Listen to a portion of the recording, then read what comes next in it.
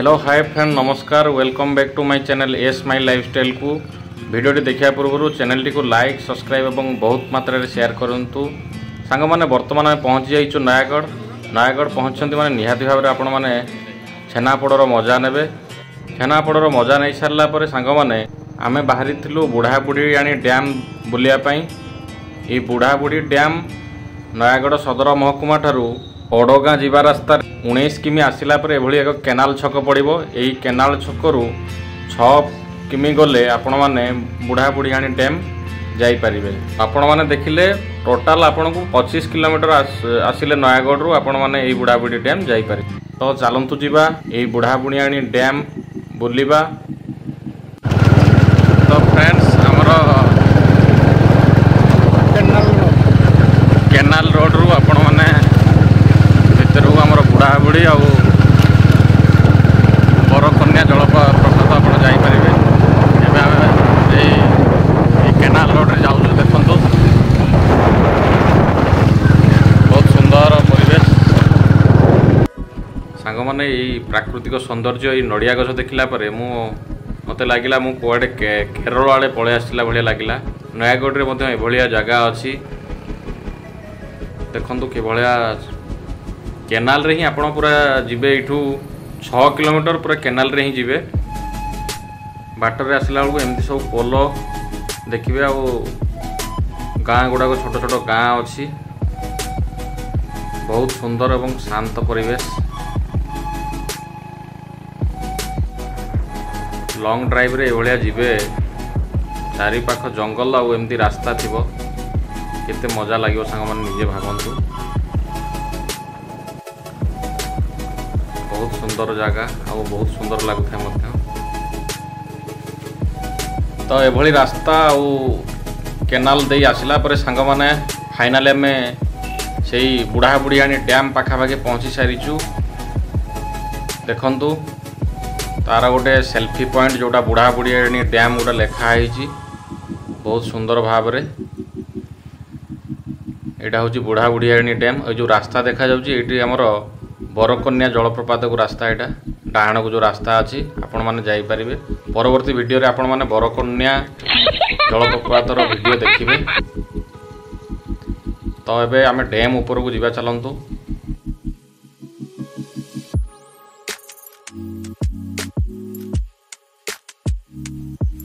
तो सांग मैंने जो देखुं यहाँ हूँ सब पिकनिक करने जगह बहुत सुंदर यहाँ हूँ सब पिकनिक स्पॉट गुड़ाक। तो चलतु डैम ऊपर को जीवा यही डैम पूरा संपूर्ण भाव में बुली देखा। वीडियोटी लास्ट पर्यंत देखंतु जमारू स्किप करंतु नहीं बहुत मजा जिनस अच्छी पिकनिक किंतु यही जगह बहुत उपयोगी सांग माने। तो चलतु जीवा।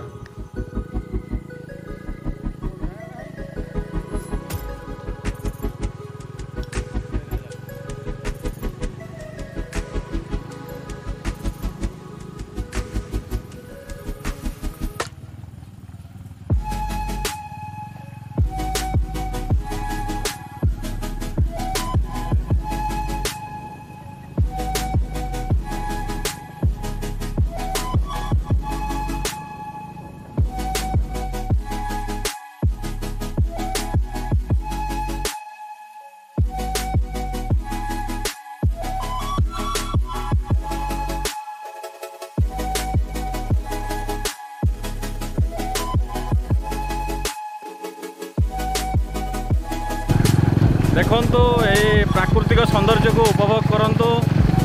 ये बुढ़ाबुढ़ी डैम रो जलराशि नील जलराशि केते सुंदर एवं शांत।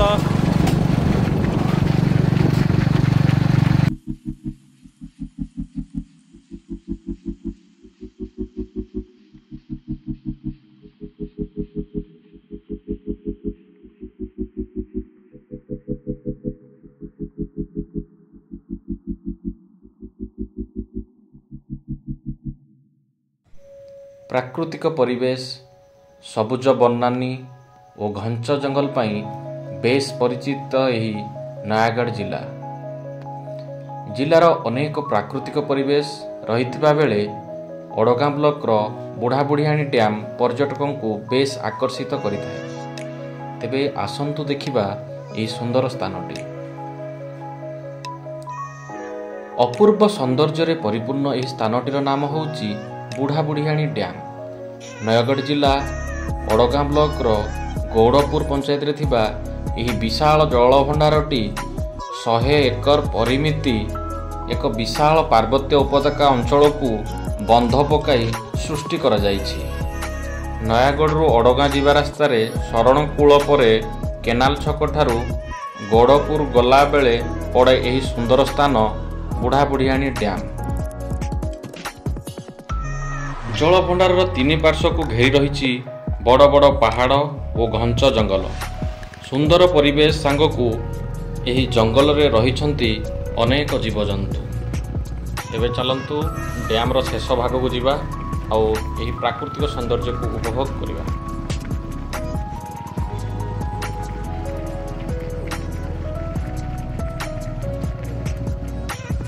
आराध्य ठाकुर बुढ़ाबुढ़ियाणी दर्शन सांग को एठारे बनभोजीर आनंद उठाई पारिबे पर्यटक। खाली सेतिकी नुहे ए विशाल जलभंडार 100 एकर चाष जमी को वर्ष सारा जलसेचित करि पारुछि।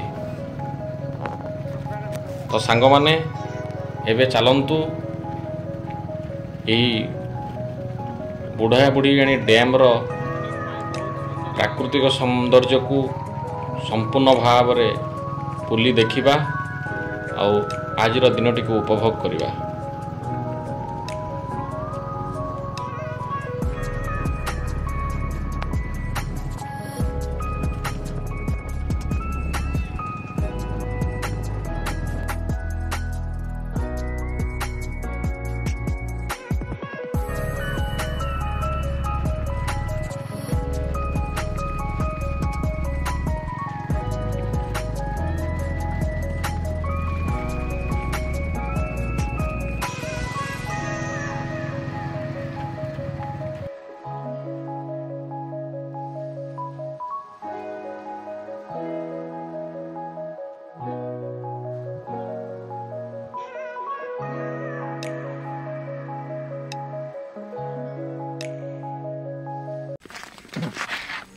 फ्रेंड आपण मैंने देखुले बुढ़ाबुढ़ी डैम बहुत सुंदर एवं तार प्राकृतिक सौंदर्य भी आपण मैंने देखिले। यही बुढ़ाबुढ़ी डैम ये पाखापाखि विभिन्न समस्त अंचल को चाष जमी की जल जगाऊँगी।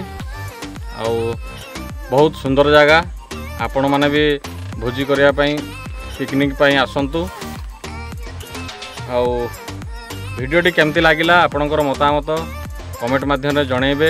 आउ चैनल टी को लाइक सब्सक्राइब और बहुत मात्रा रे शेयर करेंगे।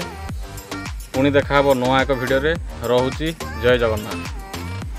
मैंने जब आसुँच बुढ़ाबुढ़ी डैम से आपण मैंने ये जो बरकन्या जलप्रपात अच्छी सेठी जाइपारे। तो चलतु बरकन्या जलप्रपात को जीवा और प्राकृतिक सौंदर्य को उपभोग करवा। तो चलतु जीवा। माउसी छाड़ी गोटे दौन तो सांग मैंने बरकन्या जलप्रपात नेक्स्ट वीडियो देखिए। रोज जय जगन्नाथ।